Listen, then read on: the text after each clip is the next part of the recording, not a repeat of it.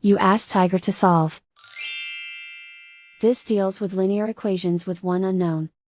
The final result is x equals 16. Let's solve it step by step. Simplify the expression. Group like terms. Combine like terms. Group all constants on the right side of the equation. Subtract 10 from both sides. Simplify the arithmetic.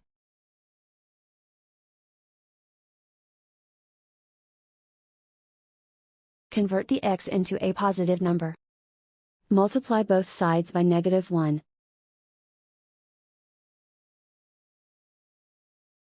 Remove the ones. Simplify the arithmetic.